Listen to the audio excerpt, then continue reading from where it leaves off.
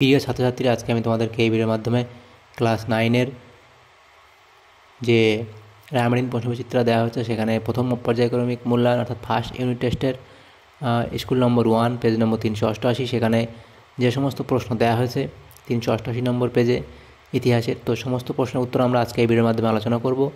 তো ভিডিওটা শুরু থেকে শেষ অবধি অবশ্যই তোমরা দেখবে এবং চ্যানেল নতুন হয়ে থাকলে অবশ্যই চ্যানেলটাকে সাবস্ক্রাইব করে রাখবে পরবর্তী স্কুলগুলোর প্রশ্ন উত্তর পাওয়ার জন্য। তো আজকে যে প্রশ্ন আছে সেটা আমরা দেখে নেব। প্রথম যে প্রশ্ন দেখো এখানে দেওয়া হয়েছে, এখানে 1 নম্বর যে স্কুল সেটা হলো এসি ইনস্টিটিউশন মালদা। তো এখানে দেখো বিভাগ কয়ের মধ্যে আমাদের এমসিকিউটাই প্রশ্ন দেওয়া হয়েছে, সঠিক উত্তরটি নির্বাচন করো। প্রথম প্রশ্ন বলা হয়েছে বিপ্লবের আগে ফ্রান্সের রাজা ছিলেন। বিপ্লবের আগে ফ্রান্সের রাজা ছিলেন অপশান সি অর্থাৎ ষোড়শ লুই। নেক্সট প্রশ্ন বলা হয়েছে ফরাসি বিপ্লবের অগ্রদূত ছিল। ফরাসি বিপ্লবের অগ্রদূত ছিল বুর্জ আরা, অপশান সি। তারপরে প্রশ্ন বানালিতে হলো এখানে হবে উৎপন্ন শস্যের সঙ্গে যুক্ত কর। চার নম্বরে বলা হয়েছে ক্যালন ছিলেন ফ্রান্সের অর্থমন্ত্রী অর্থাৎ অপশান ঘ এখানে তোমাদের অর্থাৎ অপশান তোমাদের ডি এখানে সঠিক উত্তর হবে। আচ্ছা, নেক্সট প্রশ্ন দেখো 5 দাগের প্রশ্ন, সেখানে বলা হয়েছে 5 দাগের প্রশ্নে বলা হয়েছে ইংল্যান্ডে গৌরবময় বিপ্লব সংগঠিত হয় 1688 খ্রিস্টাব্দে। নেক্সট প্রশ্ন পাদুয়ার ঘোষণাপত্র জারি করে এখানে অপশান সি অর্থাৎ অস্ট্রিয়া। নেক্সট প্রশ্ন নেপোলিয়ন জন্মগ্রহণ করেন কোর্সিকা দ্বীপে। নেক্সট প্রশ্ন নেপোলিয়ন নীল নদের যুদ্ধে পরাজিত হন এটা হবে অপশান ডি নেলসনের কাছে। আচ্ছা, নেক্সট প্রশ্ন 9 নম্বর প্রশ্ন, সেখানে বলা হয়েছে কোড নেপোলিয়ন এ কটি ভাগ ছিল এটা হবে অপশান ডি অর্থাৎ 3টি। নেক্সট প্রশ্ন নেপোলিয়ন ব্যাংক অফ ফ্রান্স প্রতিষ্ঠা করেছিলেন 1800 খ্রিস্টাব্দে। তারপরের প্রশ্ন দেখো বিভাগ খ, সেখানে কি বলা হয়েছে 2 দাগের প্রশ্ন বাম স্তম্ভের সঙ্গে ডান স্তম্ভ মেলাও। এদিকে বাম স্তম্ভ এবং এখানে ডান স্তম্ভ দেওয়া হয়েছে, 4টে আমাদের মেলাতে হবে, 4 নম্বর দেওয়া হয়েছে। তো অ্যাডাম স্মিথ এখানে আমাদের হবে ভ্রান্ত অর্থনীতির জাদুঘর। এবং তারপর দেখো এখানে কি বলা হয়েছে ভলতেয়ার, এটা হবে রাজনৈতিক কারাগার। এবং তারপর দেখো এখানে বলা আছে রোবসপিয়ার এখানে হবে সন্ত্রাসের শাসনের নেতা এবং মিরাবো হবে অভিজাত নেতা। মিরাবো হবে এখানে 4 নম্বর, মিরাবো হবে অপশান বি অর্থাৎ অভিজাত নেতা। তারপরে 3 দাগের প্রশ্নে বলা আছে শূন্যস্থান পূরণ করো। 1 নম্বর প্রশ্ন নেপোলিয়ন ড্যাশ মিউজিয়ামের প্রতিষ্ঠা করেন। এটা হবে নেপোলিয়ন লুভের মিউজিয়াম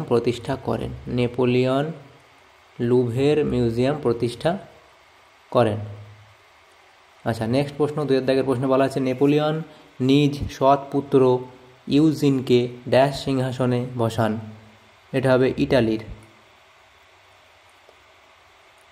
ইটালির সিংহাসনে বসান।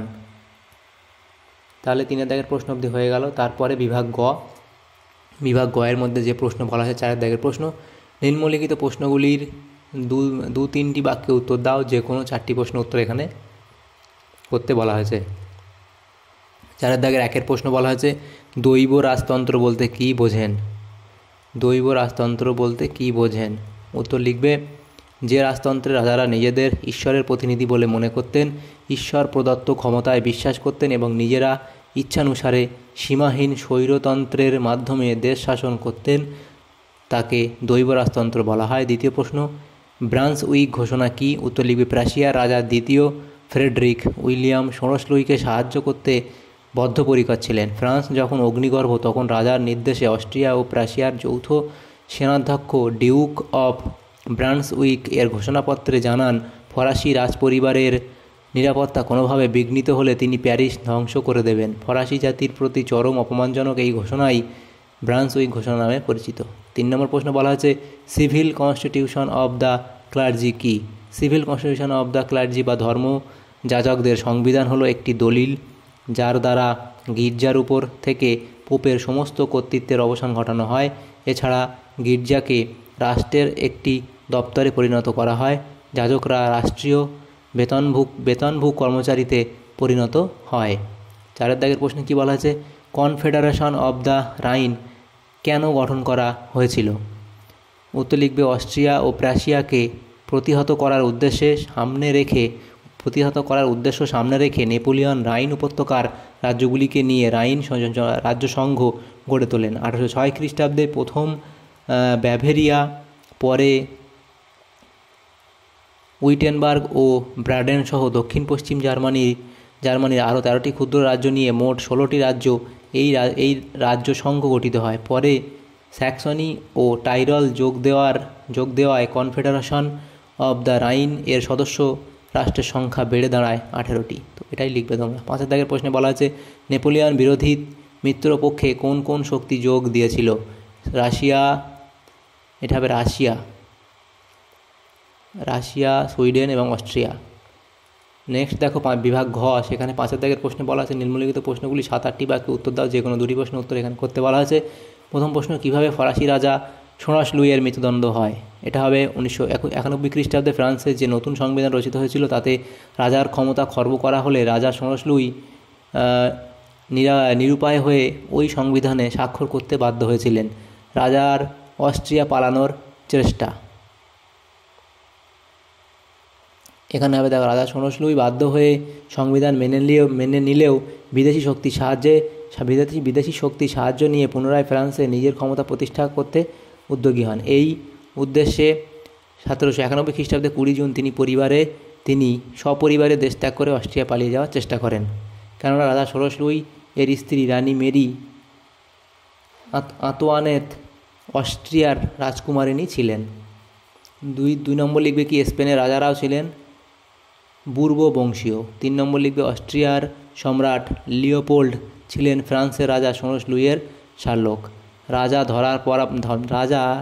ধরা পড়ে যাওয়া ও লাঞ্ছনা, তারপরে কী হয়েছিল? পরের দিন অর্থাৎ 21 জুন সীমান্তের কাছে ভেরেন্নে নামক স্থানে রাজা সপরিবারে ধরা পড়ে যান। চরম লাঞ্ছনার মধ্যে তাদের প্যারিসে ফিরিয়ে আনা হয়।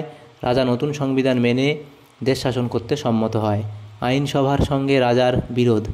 1991 খ্রিস্টাব্দে 1 অক্টোবর আইনসভার অধিবেশন শুরু হয়। এই অধিবেশনে 2টি সমস্যা প্রকট হয়ে ওঠে। 1 নম্বর, অনেক যাজক নতুন সংবিধান মেনে চলতে অস্বীকার করেন, এবং 2 নম্বর, অনেক দেশত্যাগী ফরাসি অভিজাত বিদেশে ফ্রান্সের বিরুদ্ধে ষড়যন্ত্র করে। এই সমস্যা দুটি সমাধানকল্পে আইনসভা 2টি প্রস্তাব আনে, যথা 1 নম্বর যাজক সমস্যার সমাধান প্রস্তাব, দ্বিতীয় দেশত্যাগী অভিজাত সমস্যার সমাধান, এই 2টো প্রস্তাব আনে। নেক্সট, রাজার বিরোধিতা এবং তারপর জনগণের রাজপ্রাসাদ আক্রমণ ও ভোটে প্রত্যাহার, এগুলো তোমরা এখানে লিখবে।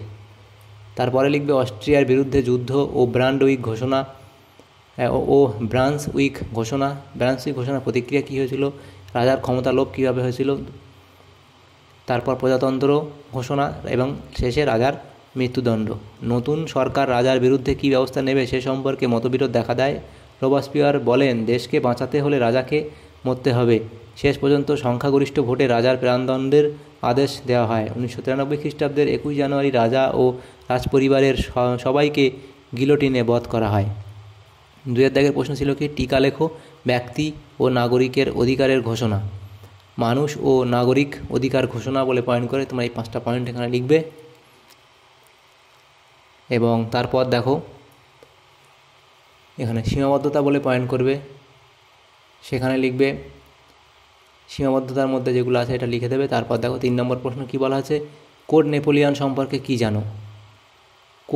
তারপর এখানে গুরুত্বটাও দিয়ে দেবে। কোড নেপোলিয়ন সম্পর্কে কি জানো সেটা এখানে লিখতে হবে। কোড নেপোলিয়ন বলে পয়েন্ট করে লিখবে। নেপোলিয়ন ফ্রান্সে প্রচলিত বিভিন্ন আইন বাতিল করে সমগ্র ফ্রান্সের জন্য যে আইন সংহিতা কার্যকর করেছিলেন তা কোড নেপোলিয়ন নামে পরিচিত। নেপোলিয়নের সর্বাপেক্ষা উল্লেখযোগ্য কীর্তি হল ফরাসি বিপ্লবের আদর্শের প্রেক্ষিতে কোড নেপোলিয়ন প্রণয়ন। তার এই কীর্তিত্বের জন্য তাকে দ্বিতীয় জাস্টিনিয়ান বলা হয়।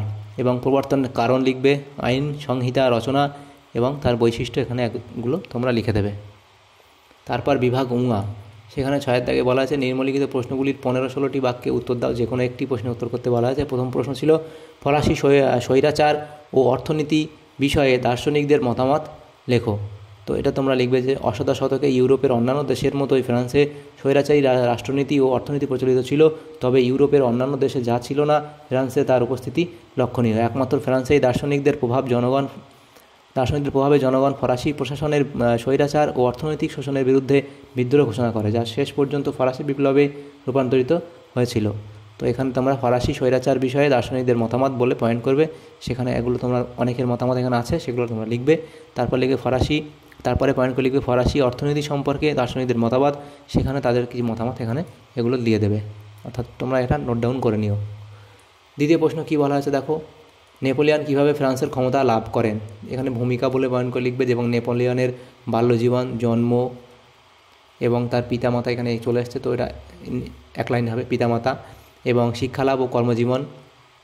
তারপর প্রথম পর্যায়ে ব্রিগেডিয়ার পদ লাভ, তারপর মেজর জেনারেল পদ লাভ, নেপোলিয়নের ইটালি অভিযান, তারপর তার সাফল্য দেখো, সার্ডিনিয়া জয়, অস্ট্রিয়া আক্রমণ ও ক্যাম্পো ফার্মিও সন্ধি, ইংল্যান্ডের বিরুদ্ধে মিশর অভিযান, তার সাফল্য, এগুলো লিখবে। এবং দ্বিতীয় পর্যায়ে আসবে, সেখানে লিখবে ডিরেক্টর শাসনের অবসান ও কনসুলেট শাসনের সূচনা, ডিটেলস এগুলো দিয়ে দেবে এখানে। তারপর তৃতীয় পর্যায়ে অর্থাৎ লাস্ট পর্যায়ে লিখবে অবশেষে 1804 খ্রিস্টাব্দে সিনেটের প্রস্তাব মতো গণভোটের মাধ্যমে নেপোলিয়ন বোনাপার্ট রাজবংশীয় না হয়েও ফরাসি জাতির সম্রাট হিসেবে নিজেকে প্রতিষ্ঠা করেন। ফরাসি প্রজাতন্ত্র নেপোলিয়নের নেতৃত্বে ফরাসি সাম্রাজ্যে রূপান্তরিত হয়, এবং শেষে মূল্যায়ন বলে পয়েন্ট করে লিখবে, পরের লাইনে চলে আসবে সেটা।